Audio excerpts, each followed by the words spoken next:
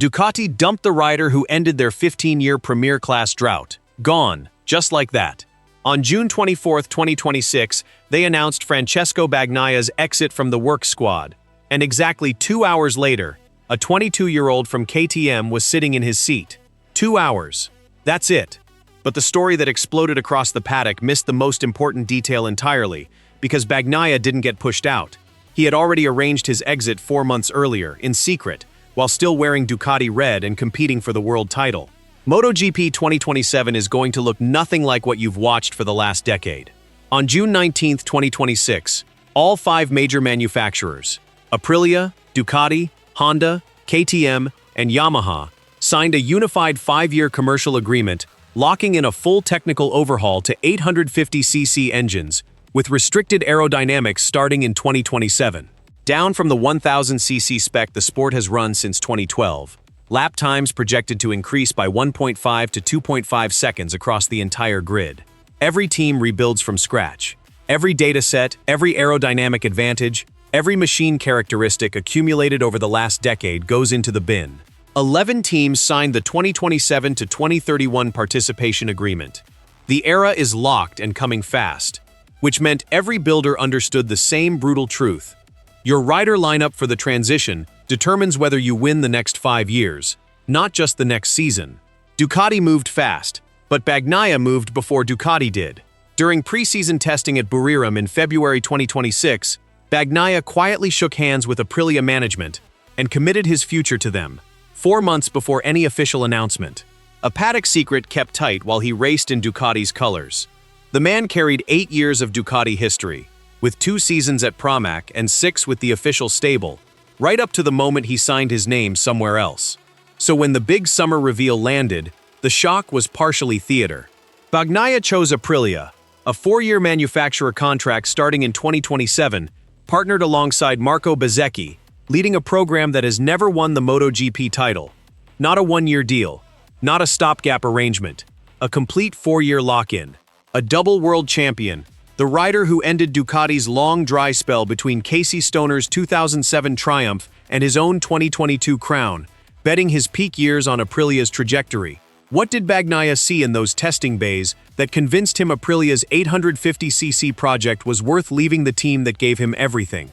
If the inside moves of the rider market are exactly what you're here for, subscribe. This story keeps getting more layered the deeper you go.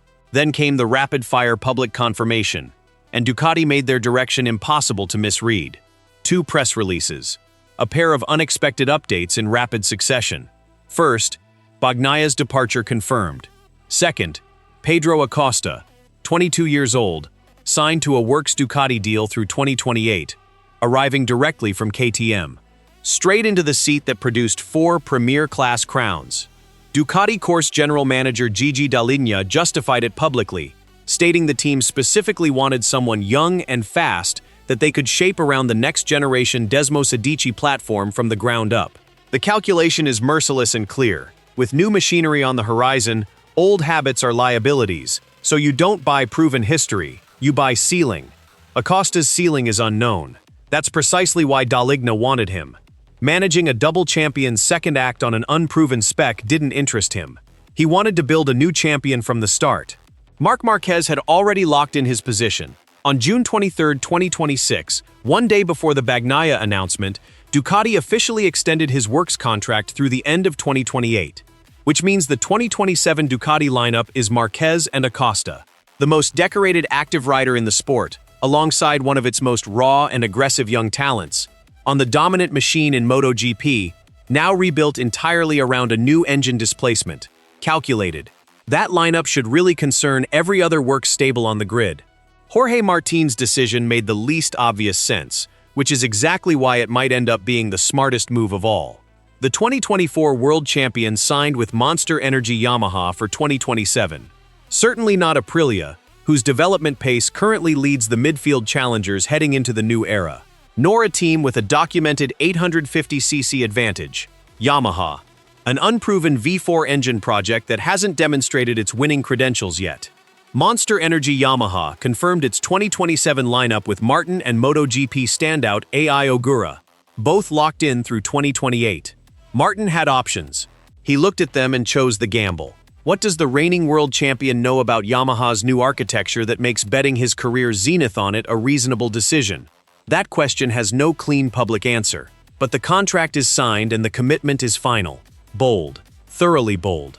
KTM didn't crumble after losing Acosta. They moved quickly, signing Alex Marquez and Fabio Di Giannantonio to rebuild their lineup ahead of the regulation change.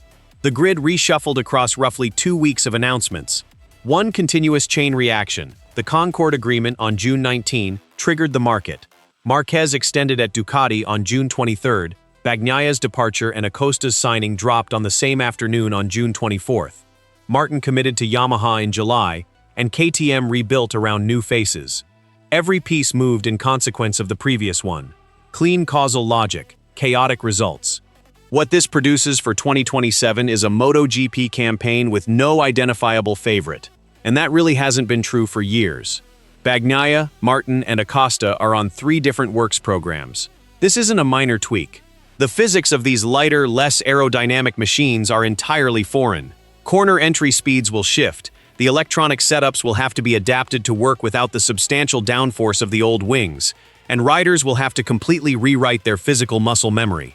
It signals that these machines will brake differently, corner differently, and demand physical and technical adaptations that no rider has mastered yet. The 2026 title carries almost no predictive weight into 2027. Zero carryover advantage, and every pre-existing hierarchy collapses the moment the new spec fires up for real. And the irony cuts deep.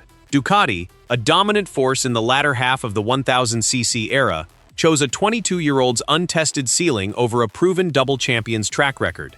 Aprilia, a works team that has never lifted the MotoGP title, landed that proven double champion on a 4-year commitment. Yamaha, rebuilding after years of struggling to compete at the front, convinced the reigning king to sign before the new bike proved anything. Every team made the move you didn't predict. Each and every one. So, who actually got it right? Delinea, wagering that Acosta's development arc peaks at exactly the right moment on new machinery. Bagnaia, trusting Aprilia's engineers over the brand that gave him 2 titles and 8 years of loyalty. Martin, believing Yamaha's new architecture wins before his best racing years run out. The 850cc regulations don't owe anyone a smooth transition. A double world crown doesn't fix aerodynamic balance on an untested displacement. Raw, unfiltered talent doesn't accelerate a development program on its own. A reigning title means nothing if the new bike can't find its lap time by round 3 of the season. Come the first grid of 2027, every rider rolls out as an unknown quantity on uncharted machinery, and the team that identifies its machine's weaknesses first wins the year. That's the new math. 3 riders, 3 manufacturers, 3 huge bets. 1 era, no guarantees. And you are watching this entire thing unfold in real time, before a single 850cc machine has contested a race, before a single test lap has been published, while the engineers in Borgo Panigale and Noale and Iwata are working right now on the bikes that will determine who was right and who miscalculated.